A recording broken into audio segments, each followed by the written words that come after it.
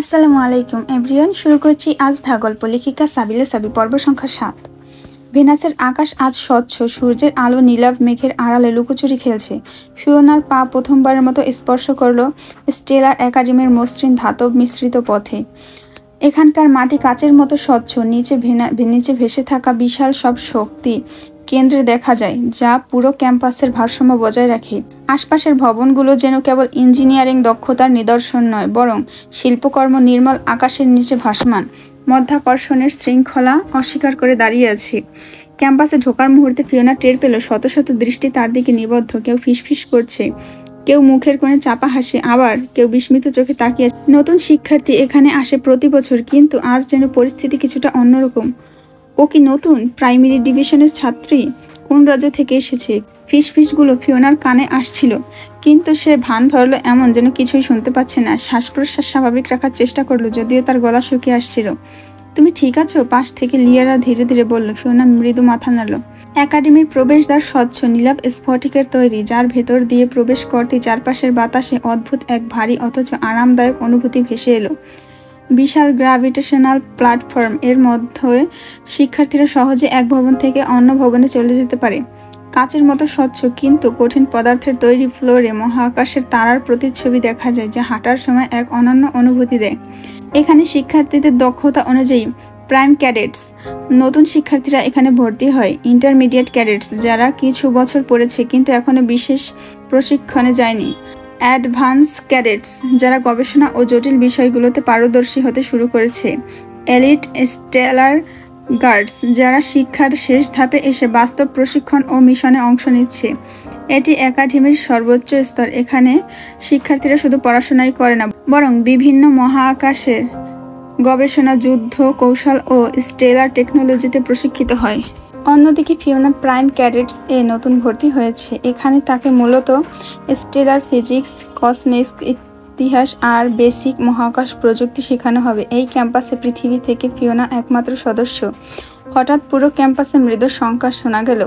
একাডেমির মূল ভবনের সামনে বিশাল হলোগ্রাফিক স্ক্রিনে জ্বলে ওঠে। সেখানে ধীর কণ্ঠে ঘোষণা এলো, সম্মানিত শিক্ষার্থীরা, আজ আমরা আমাদের নতুন সহপাঠীকে স্বাগত জানাচ্ছি। তারপরে কণ্ঠ বদলে গিয়ে পরিচিত কণ্ঠ হয়ে উঠল, ফিওনা সামনে এসো। গলার স্বর প্রফেসর লেক্সান্দ্রাসের। ফিওনার বুক ধক করে উঠল। এত শিক্ষার্থীর সামনে! ক্যাম্পাসের ওপেন এয়ার সেমিনার হলে বিশাল এক জমায়েত, চারপাশে শূন্য ভাসমান সিটিং এরিয়া। এখানে শিক্ষার্থীরা বসে আছে, প্রত্যেকের চোখ এখন ফিওনার দিকে। ধীরে ধীরে সে এগিয়ে গেল, অনুভব করলো অদৃশ্য এক চাপে সে আচ্ছন্ন হয়ে যাচ্ছে। প্রফেসর লেক্সান্দ্রাস তার দিকে তাকালেন, তার চোখের গভীর প্রজ্ঞায় ভরা, তবে ঠোঁটের কোণে এক রহস্যময় হাসি।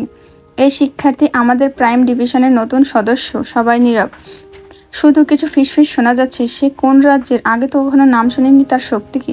প্রফেসর এবার এক মুহূর্তে থেমে বললেন, ফিওনা পৃথিবী থেকে এসেছে। এবার যেন এক মুহূর্তে পুরো ক্যাম্পাস নিস্তব্ধ হয়ে গেল। পৃথিবী থেকে? যারা এই নাম কখনো শোনেনি তারা কপাল কুঁচকে তাকালো, আর যারা জানতো তারা শিহরিত হলো। ভেনাসের বাইরে কেউ এখানে? একাডেমির ইতিহাস এমন ঘটনা কখনো ঘটেনি। ফিওনা টের পেল এখন সবাই শুধু তাকে কৌতূহলের চোখে নয়, অবিশ্বাস আর শঙ্কার চোখে দেখছে। একজন শিক্ষার্থী চাপা গলায় বলল, এটা কি সম্ভব? একজন পৃথিবীর মেয়ে আমাদের ভেনাসের ক্যাম্পাসে? অন্যজন ফিসফিস করলো, তার কি বিশেষ শক্তি আছে? ফিওনা কেবল মাথা নিচু করে দাঁড়িয়ে থাকলো। তার চারপাশে গুঞ্জন ধীরে ধীরে বেড়ে উঠছে। সে জানে এই জায়গা তার জন্য সহজ হবে না, কিন্তু সে জানে এটাও, এই ক্যাম্পাসে তার আসার পেছনে কোনো না কোনো কারণ আছে। হয়তো এই একাডেমি, হয়তো এই রাজ্য, হয়তো পুরো ভেনাসই তার ভাগ্যে লেখা ছিল। সে গভীর নিঃশ্বাস নিল। এই যুদ্ধ তাকে একাই লড়তে হবে। তারপর প্রফেসর বললেন, ফিওনা, তোমার প্রথম ক্লাস হবে স্টেলার ফিজিক্স বিষয়ে। তুমি ক্লাসরুম B3 চলে যাও। ফিওনা এক মুহূর্ত দম নিল। সে জানে এটা শুধুই শুরু। এখন তাকে নিজেকে প্রমাণ করতে হবে। এই উন্নত গ্রহের মেধাবীদের মাঝে নিজের অবস্থান তৈরি করতে হবে। স্টেলার একাডেমির ক্লাসগুলো ছিল হলোগ্রাফি থিয়েটার এর মাধ্যমে পরিচালিত, যেখানে বাস্তবের মতোই জিনিস অনুভূত হয়। প্রথম ক্লাস ছিল কসমিক্স অ্যানালিটিক্স, যেখানে মহাবিশ্বের বিভিন্ন গ্রহ ও সভ্যতার বিবর্তন নিয়ে আলোচনা করা হয়। পুরো কক্ষটাই যেন ভবিষ্যতের কোনো গবেষণাগার। চারিদিকে স্বচ্ছ কাচের দেয়াল, যার উপরে মহাকাশিক নীল আভা ভেসে বেড়াচ্ছে। শূন্যে ভাসমান স্ক্রিনে ক্লাসের বিষয়বস্তু ফুটে উঠছে, আর কেন্দ্রে দাঁড়িয়ে আছেন প্রফেসর লেক্সান্দ্রাস। ভেনাসের অন্যতম শ্রেষ্ঠ বিদ্বান, ড্রাগন ইতিহাস ও শক্তির উপর বিশেষজ্ঞ। ফিওনা ঘন ঘন নিঃশ্বাস নিচ্ছে। আজ তার প্রথম ক্লাস, আর প্রথম দিনেই তাকে নিজের পরিচয়, নিজের শক্তি নিয়ে নতুন কিছু শিখতে হবে। প্রফেসর ধীরকণ্ঠে বললেন, ফিওনা, তুমি কি জানো তোমার ভেতরে যে শক্তি রয়েছে তা খুব সাধারণ কিছু নয়। ফিওনা কিছুটা চমকে গেল। আমি তো জানি না, সে মৃদু স্বরে বলল। প্রফেসর হালকা হাসলেন, তারপর স্ক্রিনের দিকে ইঙ্গিত করলেন, যেখানে বিভিন্ন রঙের ড্রাগনের প্রতিচ্ছবি ফুটে উঠল। নীল, লাল, রূপালি, সবুজ, আর একদম শেষে একটি বাদামি ড্রাগনের প্রতিচ্ছবি। এটা হলো বাদামি ড্রাগন, খুব বিরল। ফিওনার চোখ বড় হয়ে গেল। আমি কি বাদামি ড্রাগনের উত্তরাধিকারী? প্রফেসর মাথা নাড়লেন। ঠিক তাই। বাদামি ড্রাগনের বিশেষত্ব হলো তারা শুধু শারীরিক শক্তিতেই নয়, বরং মানসিক শক্তিতেও অসাধারণ। তারা অনুভব করতে পারে এমন কিছু যা সাধারণত অন্য ড্রাগনরা পারে না। তাদের কাছে অতীত, বর্তমান ও ভবিষ্যতের কিছু আভাসও আসে। ফিওনার মনে পড়ল তার স্বপ্নের কথা, কখনো অদ্ভুত আলো, কখনো অস্পষ্ট চিত্র, কখনো এক রহস্যময় কণ্ঠস্বর। তবে কি সবকিছুই তার ভেতরের ক্ষমতার অংশ? তবে মনে রেখো, প্রফেসর এবার কঠোর কণ্ঠে বললেন, ভেনাসে খুব কম ড্রাগন রূপ ধরবে। বিশেষ পরিস্থিতি ছাড়া ড্রাগন রূপ ধারণ করা বিপজ্জনক হতে পারে। ফিওনা বিস্ময় তাকিয়ে রইল। কেন বিপজ্জনক কেন? প্রফেসর গভীর চোখে ফিওনার দিকে তাকালেন। কারণ ভেনাসের নিয়ম বদলাচ্ছে, আর তোমার শক্তি যদি ভুল হাতে পড়ে তাহলে এক মহা বিপর্যয় ডেকে আনতে পারে। প্রথম ক্লাস শেষ হতে না হতে ফিওনার মাথা ভরে আসে হাজার নতুন তথ্য দিয়ে। বাদামি ড্রাগনের বিশেষত্ব, ভেনাসের নিয়মকানুন, আর তার নিজের অজানা শক্তি। এসব ভাবতে ভাবতেই সে হাঁটছিল স্টেলার একাডেমির বিশাল করিডোরে। কিছুক্ষণের মধ্যেই সে ক্যান্টিনে পৌঁছালো। ক্যান্টিনটা যেন সাধারণ কোনো খাবারের জায়গা নয়, বরং ভবিষ্যতের এক ভোজনশালা। টেবিলগুলো স্বয়ংক্রিয়ভাবে খাবার পরিবেশন করছে। শূন্যে ভাসমান মেনু স্ক্রিনের দিকে তাকিয়ে শিক্ষার্থীরা তাদের পছন্দের খাবার অর্ডার করছে। ফিওনার পাশে বসে কিছু নতুন বান্ধবী, রায়না, মেলিয়া আর সেরেনা। তাদের সবাই প্রথম ডিভিশনের শিক্ষার্থী, আর ফিওনাকে দেখে খুব আগ্রহী। তাহলে তুমি পৃথিবী থেকে এসেছো, মানবী থেকে ড্রাগনে পরিণত হয়েছে, এটা তো অবিশ্বাস্য। রায়না চওড়া চোখে তাকিয়ে বলল। মেলিয়া হাসলো। আমাদের ক্যাম্পাসে প্রথমবার কোনো মানুষ ভর্তি হলো, এটা ইতিহাস। ফিওনা একটু অস্বস্তি বোধ করলেও মেলিয়াদের বন্ধুত্বপূর্ণ আচরণে স্বস্তি পেল। ঠিক তখনই একটা ছেলেকে দেখা গেল, লম্বা, ছিপছিপে গড়ন, চোখে যেন দুষ্টুমির ঝলক দেখা দিচ্ছে। সে একদম ফিওনার সামনে এসে বলল, শুনেছি তুমি পৃথিবী থেকে এসেছো, একবার বলে দাও তো পৃথিবীর খাবারের স্বাদ কেমন? কারণ এই ক্যান্টিনের খাবার তো মনে হচ্ছে এলিয়েনদের জন্য বানানো। ছেলেটির কথায় ফিওনা প্রথমে চমকে গেলেও পরে হেসে ফেলল। তোমার নাম কি? ছেলেটির চোখ টিপে বলল, আমি লুকাস। আর তুমি? অবশ্যই ফিওনা, কারণ এখন পর্যন্ত পুরো ক্যাম্পাসে তোমার কথাই চলছে। ফিওনা অবাক হলো। আমার কথা? লুকাস কাঁধ ঝাঁকালো। অবশ্যই, এতদিন ধরে কেউ জানতেও পারেনি যে পৃথিবী থেকে কেউ এখানে পড়তে আসতে পারে। আর এখন তুমি এখানে। আমি বাজি ধরে বলতে পারি তুমি শুধু ক্লাসে নয়, বরং পুরো একাডেমিতেই আলোড়ন তুলে ফেলবে। ফিওনা হাসল। লুকাসের মজার কথাবার্তা আর সহজাত বন্ধুত্বপূর্ণ আচরণ তাকে স্বস্তি দিচ্ছিল। এতদিন ধরে সে শুধু নিজের ভেতরে ভয়ের সঙ্গে লড়াই করছিল, কিন্তু এখানে এসে নতুন বন্ধু পাওয়াটা সত্যি একটা স্বস্তির ব্যাপার। তাহলে লুকাস, আবার বলো, তুমি কি আমার সাথে বন্ধুত্ব করবে? আমি কিন্তু খুবই ভালো বন্ধু।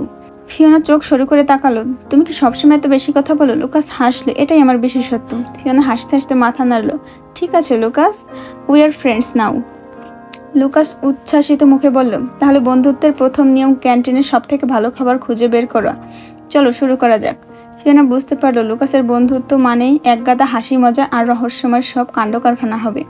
দুদিন কেটে গেছে, আর ফিওনা বুঝতে পেরেছে স্টেলার একাডেমিতে তার জীবনটা এখন বেশ স্বাভাবিক হয়ে এসেছে।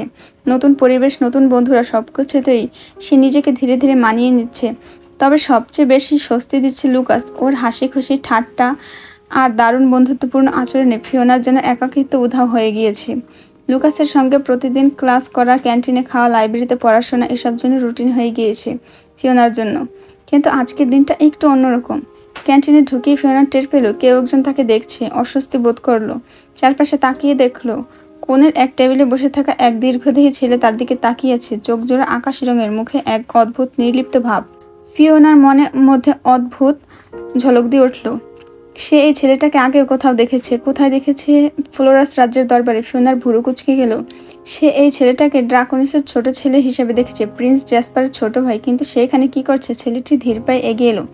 ফিওনা, তুমি এখানে? তার গলার স্বর ভারী, কিন্তু অবাক লাগছিল না, বরং সে যেন অনেক কিছুই জানে। ফিওনার চোখ সরু করে তাকালো, তারপর পাল্টা প্রশ্ন করলো, আপনি এখানে কেন?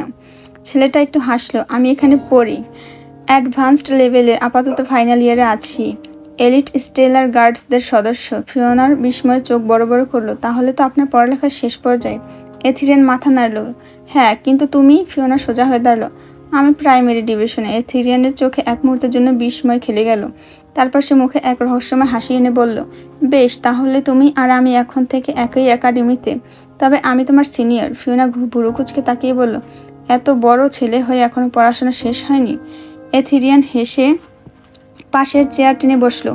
তোমার কি আমাকে বয়স্ক মনে হয়? আমি একটা কচি ছেলে, সবেমাত্র 24 বছর বয়স হয়েছে, জেসু ভাইয়ের মতো 28 নয়। ফিওনা একটা থমকালো। কথাটা শুনে তার মনে অদ্ভুত একটা অস্বস্তি কাজ করলো। সে শুধু একটা সাধারণ প্রশ্ন করেছিল, আর এথেরিয়ান তার উত্তরে হুট করে জ্যাসপারের প্রসঙ্গ টেনে আনলো কেন? সে ইচ্ছে করেই জ্যাসপারের কথা তুললো নাকি এটা নিছকই কাকতালীয়? ফিওনা চট করে নিজের অস্বস্তি ঝেড়ে ফেললো। আর সে দাঁড়ালো না, সংক্ষিপ্ত স্বরে বলল, ঠিক আছে, দেখা হবে, বিদায়। কথা শেষ করে সে দ্রুত ক্যান্টিন ছেড়ে বেরিয়ে গেল। তার ভেতরে অদ্ভুত এক অস্বস্তি বাসা বাঁধছিল। ড্রাকনিসের সাথে কোনো সম্পর্ক আছে এমন কাউকে দেখতে বা কথা বলতে যেন তার ভালো লাগে না। রাত গভীর। ফিওনার কক্ষে নরম আলো জ্বলছিল। জানালাটা হালকা খোলা, আর বাতাসে বইয়ের পাতাগুলো ধীরে ধীরে উলটপালট হওয়ার শব্দ। সারাদিন ক্লাস আর বন্ধুদের সাথে সময় কাটিয়ে কখন যে বই পড়তে পড়তে ঘুমিয়ে পড়েছে সেটা নিজেও জানে না। পাতার নিচে রাখা হাতটা ধীরে ধীরে উঠছে নামছে গভীর ঘুমের নিঃশ্বাসে। কিন্তু সে জানে না এই ঘুমের পাহাড়ে আছে আরেকজন। এল্ডার রাজ্যের ল্যাব থেকে কেউ একজন মনোযোগ দিয়ে তাকিয়েছে, জ্যাসপার। সে পর্দার স্ক্রিনে চোখ রাখলো। তার ছোট্ট নিখুঁতভাবে তৈরি ড্রোনটি এখন ফিওনার কক্ষে জানালার ফাঁক গলিয়ে নিঃশব্দে ঢুকে পড়েছে। ড্রোনটি ধীরে ধীরে ফিওনার মুখের কাছাকাছি এলো। স্ক্রিনে ভেসে উঠল ফিওনার প্রশান্ত মুখ, তার চোখের লম্বা পাপড়ি আর নিঃশ্বাসে সামান্য কাঁপতে থাকা ঠোঁট। জ্যাসপার এক দৃষ্টিতে তাকিয়ে থাকলো। ড্রোনটি একটু নিচে নামালো, একদম ঠোঁটের কাছে। জ্যাসপার নিজের অজান্তে স্ক্রিনের সামনে ঝুঁকে এলো। নিঃশ্বাস বন্ধ হয়ে আসছে, যেন এই স্ক্রিন পেরিয়েই তার ঠোঁট স্ক্রিনের উপর ছোঁয়া লাগলো। যেন একটা দীর্ঘ মুহূর্ত কাটলো। সে জানে এই চুম্বনে কোনো অস্বস্তি নেই। সে জানে ফিওনা কিছু টের পাবে না। তবুও কেন যেন মনে হলো সে এই মুহূর্তের জন্য সত্যিকারের স্পর্শ অনুভব করলো। কিন্তু ফিওনা তখনই একটু নড়ে চড়ে ওঠে, যেন ঘুমের মধ্যে কিছু অনুভব করছে। শ্বাস একটুখানি গভীর হয়ে এলো। জ্যাসপার দ্রুত ড্রোনটি ফিরিয়ে নেয়। রাতের আকাশে ফ্লোরাস রাজ্যের নরম আলো ছড়িয়েছে, কিন্তু বাতাস আজ অস্বাভাবিক ঠান্ডা। জানালার ফাঁক দিয়ে প্রবাহিত বাতাসে ফিওনার শরীর একবার কেঁপে উঠল। ঘুমের গভীরে তার মুখটা অস্বস্তিতে কুঁচকে গেল। স্ক্রিনের ওপার থেকে এই দৃশ্য দেখে জ্যাসপারের ভুরু একসাথে কুঁচকে উঠল। সে আর এক মুহূর্ত দেরি করল না। এল্ডার রাজ্যের রাজকীয় মহলে বসে থাকার সময় নেই তার। এক মুহূর্তের মধ্যে সে ড্রাগন রূপ ধারণ করল। তার বিশাল ডানা রাতের অন্ধকারে ছড়িয়ে পড়ল, যেন আকাশে নীরব এক আতঙ্ক। সবুজ আশের চারিদিকের আলো ঠিকরে পড়ছে, আর সে এক প্রবল বেগে ফ্লোরাস রাজ্যের দিকে উড়ে চলল। শূন্য ভেসে জ্যাসপার ফিওনার বারান্দায় নামলো। তার ডানা গুটিয়ে নিল, নিঃশব্দে ফিরে এলো মানব রূপে। হালকা ঠান্ডা বাতাসে তার চুল উড়ে যাচ্ছে। বারান্দার দরজায় হাত রেখে টের পেল দরজা খোলা। সে এক মুহূর্ত দ্বিধা না করে ভিতরে প্রবেশ করলো। ফিওনা ঘুমিয়ে আছে, ছোট্ট শিশুর মতো নিস্তব্ধ। বালিশের পাশে খোলা বই, তার এক পাশে গড়িয়ে আছে নোটবুক। লম্বা বাদামি চুলগুলো বিছানার চাদরে ছড়িয়ে আছে। জানালার দিকে থেকে আসা ঠান্ডা বাতাসে তার শরীর কেঁপে উঠছে বারবার। জ্যাসপার নিঃশব্দে তার পাশে বসলো।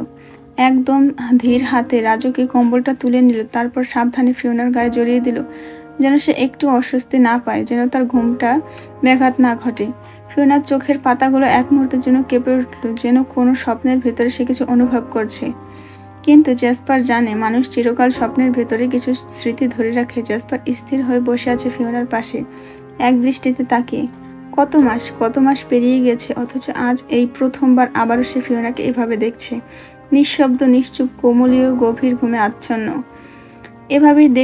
এভাবেই তো দেখতে সে ফিওনাকে মাউন্টেন গ্লাস হাউসে, যখন রাতের আকাশের নিচে কাচের দেয়ালের উপর শুধুমাত্র চাঁদের আলোয় ফিওনার নিঃশ্বাসের ওঠানামা দেখতে পেত। সে দিনগুলোর কথা মনে পড়তে একটা দীর্ঘশ্বাস ফেলল জ্যাসপার। তার হাত অজান্তে একটু বাড়িয়ে দিল ফিওনার দিকে। অস্ফুট স্বরে ফিসফিস করে বলল, আমার হামিংবার্ড, ঠিক আগের মতোই নাজুক, কোমল। তার ভেতরে এক অদ্ভুত অনুভূতি খেলে গেল। একদিকে অভিমান, অন্যদিকে গভীর এক আকর্ষণ।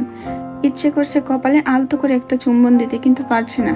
জ্যাসপার জানে এটা এক মুহূর্তের দুর্বলতা। সে যদি একবার ফিওনাকে ছুঁয়ে ফেলে তাহলে সে আর নিজেকে সামলাতে পারবে না। সে জানে তার মতো কারো কোনো অধিকার নেই ফিওনার এতটা কাছে আসার। ফিওনার ঘুমের মাঝে ঠোঁট একটু নড়ল, যেন সে কোনো স্বপ্ন দেখছে। জেসপার গভীরভাবে তাকিয়ে রইল, তারপর নিঃশব্দে উঠে দাঁড়ালো।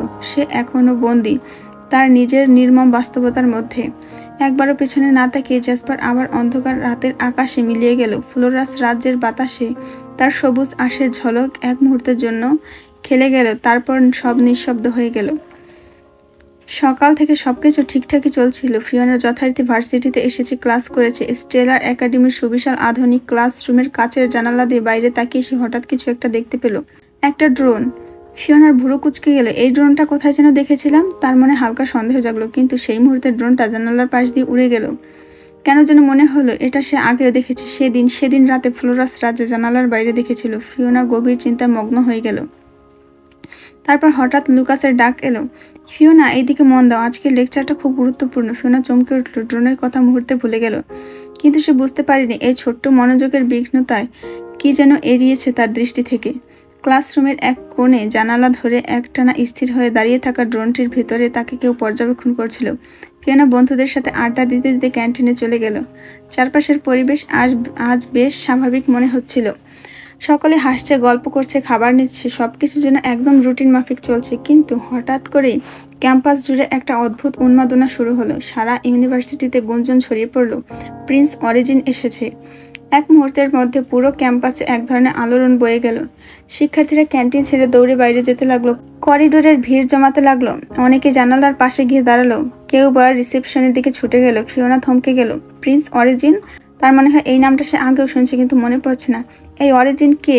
ফিওনা পাশের লুকাসকে জিজ্ঞেস করলো। লুকাস না শ্বাস নিয়ে গভীরভাবে বলল, মুখে এক ধরনের রহস্যময় হাসি ফুটিয়ে, তুমি জানো না, সে ভেনাসের সবথেকে শক্তিশালী ড্রাগনদের একজন, কিংবদন্তি ড্রাকনিসের ছেলে, প্রিন্স জেসপার অরিজিন, রাজ পরিবারের প্রতীক। অনেকেই বলে তার শক্তি এতটাই ভয়ঙ্কর যে সে যদি সত্যিই রেগে যায় পুরো একটা গ্রহ ধ্বংস করে দিতে পারে।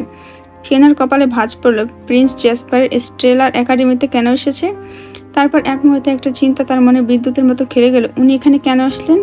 ঠিক তখনই বাইরে বিশাল এক ছায়া পড়ল। প্রিন্স অরিজিন এসেছে।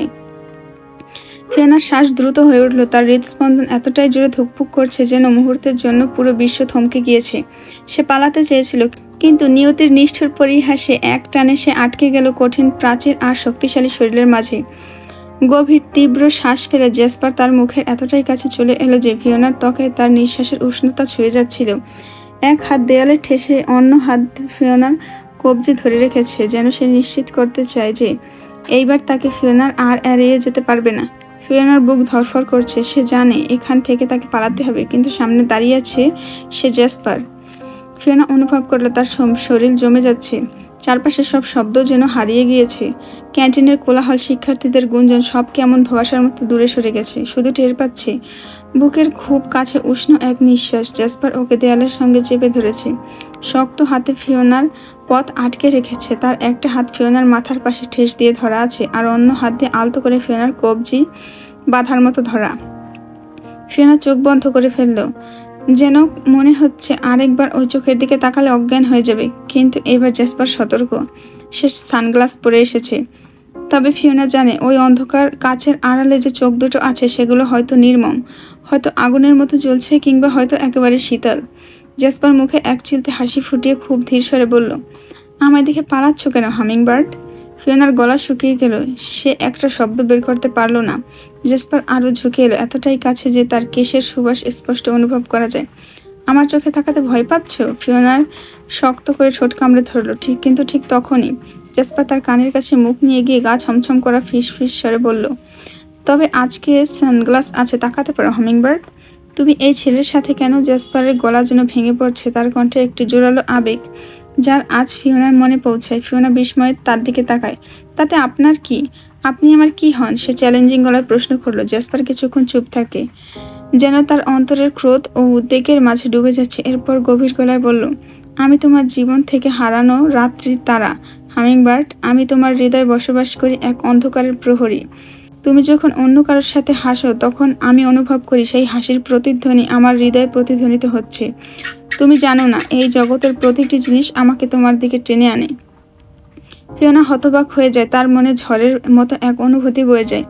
আমার কিছু মনে নেই, আমি আপনাকে চিনি না, সে কঠোর গলায় উত্তর দিল। জেসপারের কণ্ঠস্বর গভীর হয়ে যায়। কিন্তু তুমি এখনো আমাকে ভালোবাসো। তোমার অজান্তে জেসপারের চোখে একটি ক্রোধের ঝলক। স্মৃতি মুছে গেলেও আমি তোমার হৃদয়ের সব সময় থাকবো। তুমি মহাবিশ্বে যেখানে যাও না কেন হামিংবার্ড, তবুও আমি তোমার হৃদয়ের আকাশে নক্ষত্র হয়ে চিরকাল থাকবো। ফিওনার হৃদয় এক অদ্ভুত অনুভূতি জাগ্রত হয়। জেসপারের কথাগুলো তাকে আঘাত করে। তার অজান্তেই এই মুহূর্তে সে বুঝতে পারে যে তার স্মৃতি না থাকার পরেও জেসপারের আবেগগুলো তার মনে গভীর ছাপ ফেলেছে। ফিওনা ভুরু কুঁচকালো, তার কণ্ঠে কৌতূহল মেশানো বিরক্তি। আপনি আমাকে হামিংবার্ড কেন ডাকছেন? এটা তো পৃথিবীর সব থেকে ছোট পাখি, কিন্তু আমি তো ড্রাগন। জেসপার একটু হেসে এগিয়ে এলো, তার গভীর চোখজোড়া যেন এক বিশাল মহাজাগতিক রহস্য ধারণ করে আছে।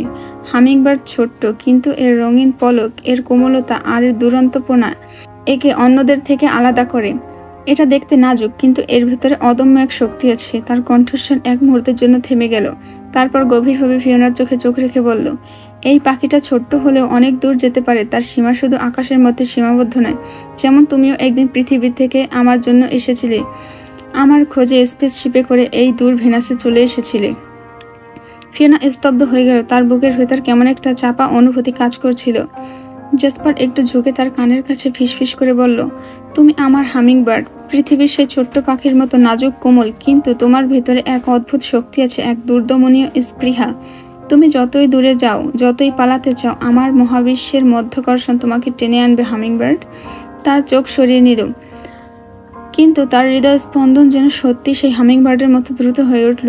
তার হৃদয় জুড়ে যেন এক ধরনের অচেনা অথচ পরিচিত আবেগের ঝড় বইতে শুরু করলো। জেসপার তখনও তাকে গভীরভাবে দেখছে, তার চোখের সেই পরিচিত অথচ অপরিহার্য টান ফিওনার সমস্ত সত্তাকে ঘিরে ধরেছে। আপনি আমার কি হন? আমি আপনাকে চিনি না। ফিওনা নিজের প্রশ্নটা যেন ফিরে আসছে তার দিকেই, কিন্তু এবার অন্যভাবে। ফিওনা ভাবলো, সে কি সত্যিই জানে না জেসপার তার কি হয়, নাকি নিজের অনুভূতিগুলোকে অস্বীকার করার জন্য এমন বলছে। জেসপার এক পা এগিয়ে এলো, বাতাসে তার সুবাস ছড়িয়ে পড়ল এক ধরনের অগ্নিমুখী শীতলতা, যা একসাথে ভয়ঙ্কর এবং মায়াময়। তোমার কিছু মনে নেই, তাতে কিছু যায় আসে না হামিংবার্ড, জেসপার গভীর গলায় বলল। কিন্তু আমি জানি আমি কি ছিলাম এবং আমি কি আছি। তুমি যতবার আমাকে ভুলে যাবে, আমি ঠিক ততবার তোমার সামনে এসে দাঁড়াবো, যতবার প্রয়োজন পড়বে ততবার। ফিওনার গলা শুকিয়ে গেল, তার মনে হচ্ছে যেন সে এক অতল সমুদ্রে পড়ে গিয়েছে, যেখানে স্মৃতি নেই অথচ অনুভূতি আছে। লুকাস তখন কিছুটা দূরে দাঁড়িয়েছিল, কিন্তু এখন যে অদৃশ্য হয়ে গেছে ফিওনার দৃষ্টির জন্য। এখন একমাত্র জেসপার আছে চোখের সামনে। ফিওনা কঠিন কণ্ঠে বলল, আপনি কিছুই জানেন না। জেসপার একটু ঝুঁকে এলো, তার চোখে গাঢ় দৃষ্টি ফিওনাকে আবদ্ধ করে ফেলল। আমি জানি হামিংবার্ড, তোমার পুরো অস্তিত্ব জুড়ে শুধু আমিই আছি।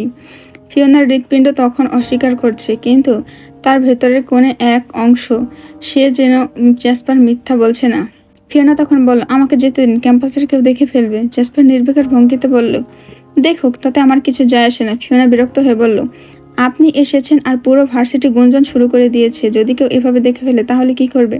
জেসপার কাঁধ ঝাঁকিয়ে বলল, হ্যাঁ, আমি একসময় এই ভার্সিটির স্টুডেন্ট ছিলাম। আমার উপর সবাই ক্রাশ খেত। মাঝে মধ্যে প্রোগ্রামে আসি, তখন মেয়েরা এমনটাই করে। ফিওনা হতভম্ব হয়ে গেল, আপনি এই ভার্সিটির স্টুডেন্ট ছিলেন? জেসপার একটু বাঁকা হাসলো, যেন ব্যাপারটা খুব স্বাভাবিক।